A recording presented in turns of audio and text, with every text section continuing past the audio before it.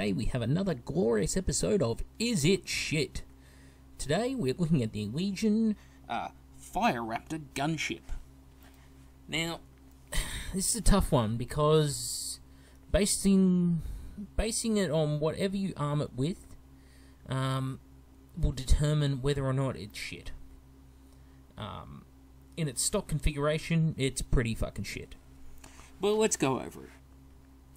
200 point model, ballistic skill 4, armor is 12 all round and has 4 hull points. Yep, good, great. Has 1 hull mounted twin linked Avenger bolt cannon, 2 turret mounted quad heavy bolters, 4 wing mounted Tempest rockets, machine spirit and extra armor. The special rules include deep strike, strafing run, independent turret fire. It has no access points and no transport capacity. You may upgrade the quad heavy bolters to Reaper autocannon batteries for 10 points. I highly suggest you do this. A Fire Raptor may take any of the following upgrades: Armoured Ceramite, Searchlight, and may exchange its 4 Tempest rockets for 4 Hellstrike missiles. Now, the independent turret fire means that the 2 ball turrets mounted on the sides of the flyer can actually fire at their own targets. It doesn't count as splitting fire or anything like that, right? So long as the Fire Raptor is eligible to fire a weapon in the shooting phase, each waist turret may fire at a target of its own, and its weapons do not count towards the number of total weapons the gunship may fire each turn. Okay. The Fire Raptor gunship carries vast firepower for a vehicle of its size, mounting heavy anti-personnel and anti-material weaponry. Bullshit. The Fire Raptor forgoes the Storm Eagle's transport capacity for a reinforced airframe, and substantial ammunition capacity to feed the hunger of its guns. The Tempest rockets are 60 inches range, strength 6, AP 4, heavy 1 with Sunder. Sunder is basically armor, rolling an extra D6, like tank hunters, but it's only for a single weapon. 1 shot per missile. Now, it's mediocre, to say the least. Your missiles may come in handy every few games, but they are not to be relied upon, especially at strength 6. Those Sunder missiles, they really aren't good at shooting apart rhinos. And even then, they're not reliable at it. You still need a 5 to, do something decent. So, yeah. Now, the Avenger bolt cannon on the front of it, strength 6, AP 3, 36 inches range, heavy 7. You will not really struggle for range in it as it is a flyer.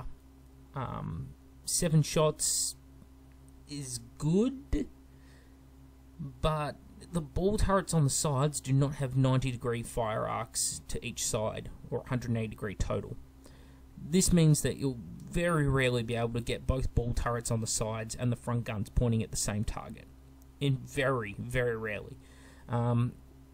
There's a massive blind spot between about here and here. This is where your 45-degree arcs come out and finish.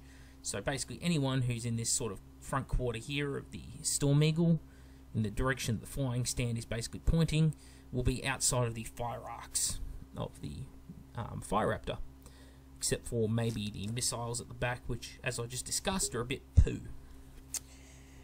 The Reaper autocannon is an auto upgrade over the quad heavy bolter, because although you drop 2 shots, you gain an extra strength point. In fact, you gain 2.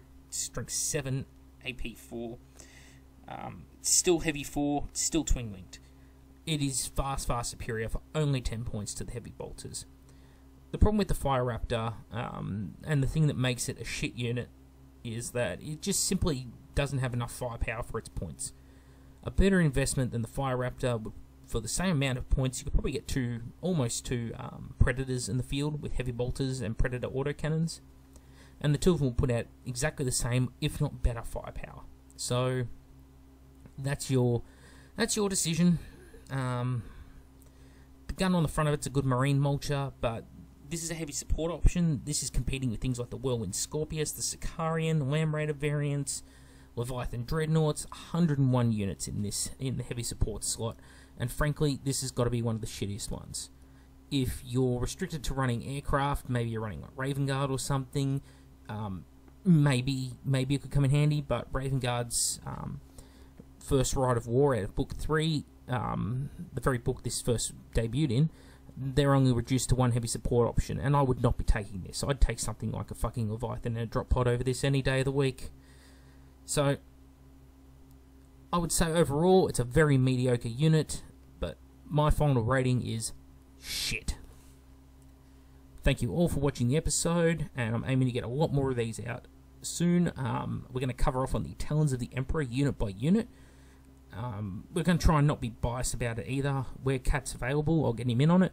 But most of the time, I'm afraid, just stuck with me. Thanks all for watching, and I'll see you next time.